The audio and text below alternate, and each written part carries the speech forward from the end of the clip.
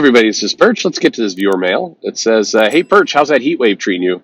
Can we assume Perch will never become a Florida man? What a waste. Yeah, that's true. I'm never going. Florida, no. I've lived in Florida for a brief period of time, and the heat plus humidity is like, no, that's some bullshit. This heat that we have down here is bad. I don't like it. I'm destined for Alaska. That's where my heart is. That's where my soul is. Put me somewhere freezing cold. That's going to be much better than any of this nonsense. But we'll stick with it for a few years, see how it goes. Anyway, back to the mail. It says, you touched on this with Joe in your new Warriors video, but are the big two stuck in how media has changed? Okay, I'm curious. By that I mean, if you looked at the big two's social media presence as well as their advertising style, it all feels like someone in their marketing department is stuck in 2012, where the latest and greatest innovation in media is Twitter, despite it feeling these days like a very small platform. Yeah, that's interesting. That's an interesting way to look at it. And you're right. That is how it feels. I think that a lot of comics, which again is funny. I'm stuck on this point. It's come up in some other videos, but I'm stuck on this idea that a lot of people in comics believe they are on the bleeding edge. They believe that they are right in tune with pop culture. They're not too old. They're like they can hang with the kids.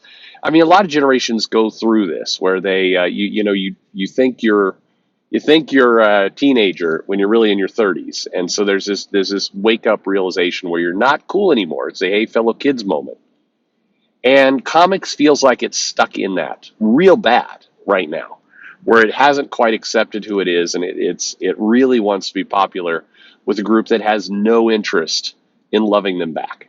Not everybody in comics, of course, but I mean that's how it feels. It is like the person who really, really, really badly wants to be invited to the cool party, but there's no place for them there. And it's ironic because comics spent so much time and still do talking about how, hey, we rebel, we're punk rock. It's like, no, I don't think you're punk rock. I think you want to be perceived as punk rock, so you're seen as edgy and interesting, so you can go to the party with the popular kids. That's why you're punk rock. You're not actually punk rock. I too many writers and people in comics spend a lot of time fluffing themselves up on Instagram, and it's like, no, it's starting to feel like when your parents get on Facebook. That's what it feels like. Anyway, back to the mail. It says, do they need to move on? You talked about Joe Rogan in that video. I don't remember which video that was, but fair enough. I know a ton of writers in the big two hate him, but they're stupid every day if they aren't trying to get a writer to go on Rogan, or at least paying him or another big podcast to advertise comics. Rogan gets 190 million downloads a month. Being blunt here, you could lose 100% of current customers, gain 1% of Rogan listeners, as new customers have the best year of comic selling history. Yeah, pretty much. Yeah. It wouldn't work out that way, but yeah, no. The funny thing is, by the way, we'll get more to the mail in a second, but the funny thing is the comic audience that Marvel most likely does want, the kind of popular, the edgy, the up and coming, that group, a lot of them are listening to Joe Rogan. I think that's something that Marvel and a lot of the comic companies don't want to accept in their hearts, but that is where a lot of their audience is. And it's where a lot of the quote unquote popular audience that they want is. The audience they want, it's very strange people, and they don't love them back. It's a fascinating relationship. But what's really funny? Imagine a 180 to some extent. Marvel decides to start sending their writers on the Joe Rogan show to start promoting comics. They would see a definite uptick in sales because the audience that's listening to that show, I think, is more predisposed to start buying comics, has some disposable income, and is more likely to do it than going and trying to get people on Twitter to buy comics. I don't know. This is my theory. I'm pretty sure it's true. By the way, nothing to do with Rogan's politics or any of this stuff. I just think that's how it would play out. Anyway, back to the mail. So, by the way, how funny would it be just seeing the reaction of writers to finding out Marvel paid Joe Rogan to talk about their comic, and now his fans are buying their book? Oh, there'd be tantrums for sure. I bet they'd screw it up and make the Red Skull a podcaster who eats horse paste, because why sell books when you can be snarky? Nobody's going to like this comment, but it's true. When your talent are freelancers with no long-term commitment at all to your company. And that's how Marvel and DC and most comic companies have chosen to have the relationship work. Then yeah, you're going to get behavior where people, the freelancers don't look out for the best interest long term for your company. There's no financial incentive for them to do so. If they're good people, quote unquote, just good, moral, ethical people, people who, try and do the best they can, regardless because they take pride in their work, sure, they're going to try and do the right things. But if you establish a relationship where it's clear you have zero long term or even medium term commitment to the people you're employing, what do you think's going to happen? Yeah, they're going to go out there and sabotage it because why not? What are they losing exactly? Nothing. So maybe this back to the mail. So maybe combine this effort with hiring a better writers. Maybe put down cash to get Mark Millar and Brian Hitch on Justice League or something. Oh shit, yeah, you should do that. One of the big issues with marketing is it's all preaching to the choir. The marketing never goes beyond current readership. Hell, sometimes a series gets advertised within the same series. Do Batman subs really need to be told there's a trade of Joker War coming out? I mean, so you've kind of skipped topics, and that's a whole video in itself. That's one of the most bizarre things in comics, by the way, right there, is why in the holy hell, and DC does this notoriously, they will promote inside the comic the same comic. If you are reading Batman, why do you give a shit about the trade for the Joker War? First of all, you're already buying Batman. You're assuming the trade is coming. Second, you're buying Batman. You already got that comic. There's nothing in the advertisement that says that if you buy the trade of Joker War, you're going to get never seen before scripts or pencils, or I mean, that would all make sense to advertise, but there's none of that.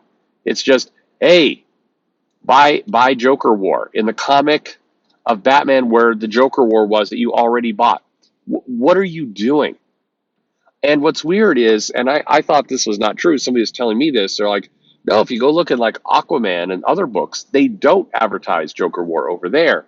I'm like, no. They do the ads consistently. No, they don't. They don't. They did for a long time, and I don't know when things change, but the ads are not always consistent. But for the love of God, why would you advertise the trade paperback of a comic in the same comic that it first appeared in 3 months before? I mean, that's madness. It's just absolute madness. But anyway, that was the end of the mail, by the way, with that question. So I don't know. I mean, look, I think that the marketing and kind of that entire effort is absolutely off the rails, no doubt about it. I do think there's this. I don't know. It's a deeper topic, but it goes to the psychology of the comic publishers have an audience. The writers for those publishers don't really like that audience, and for a variety of reasons, by the way. Sometimes it's because they feel that audience keeps them from being as creative as they want to be. Sometimes it's because they're using comics as a stepping stone to get into YA or Hollywood or TV, and they don't really want to be there, so they're trying to do something new and shocking that kind of promotes the next gig and not the gig they're currently on. Sometimes it's because comics does a very poor job of in a conversation I had. God, this goes back quite a ways with Nick Lowe, and this was an in-person conversation. I remember mentioning that one of the things that I think would be a good idea is if you gave more mentorship and more support to new writers and new creators. And one of the things I remember saying was, one thing that'd be good is, teaching people how to get a thicker skin. Because the reality is, in any kind of creative endeavor, you're going to have critics. And in comics, you're going to have even more than that because comic readers are naturally, by their nature, pretty aggressive about kind of what they like, what they don't like, and it's known for that. There's been jokes about that for years. The movie Mallrats by Kevin Smith featured the obsessive comic fan, the person who's The Simpsons by Matt Groening has done that forever.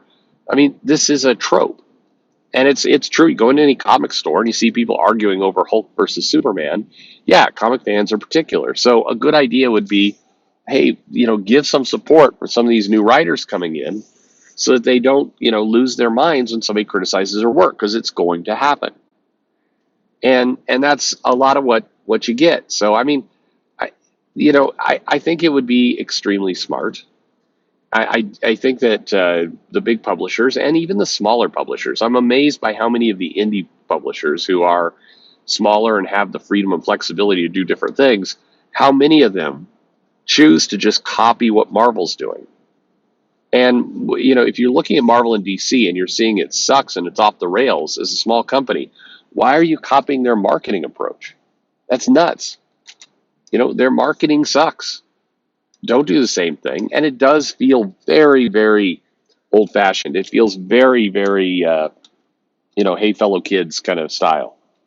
It feels like, a marketing campaign of people who are, just getting into the interwebs and have found and long for, missing their old friend Tom from MySpace. And they're trying to promote their comics on the new stuff. That's how it comes across. And it feels several years out of date. And again, this is a group of people who largely pride themselves on being up to speed and on top of this stuff, being plugged in to what's cool and what's popular. It's usually anything but. Anyway, good question. Thank you very much for the mail. I appreciate it. Yeah, Marvel should absolutely. I mean, Joe Rogan is kind of an obvious one for them. It's absolutely a demographic that will spend money on comics, that tends to spend money on that kind of thing, and would go for it. It's kind of crazy that they're not there, but I understand all the reasons they're not, and they're dumb reasons. But there you have it. Anyway, let me know what you think in the comments below. Like and subscribe, of course, and thanks for listening.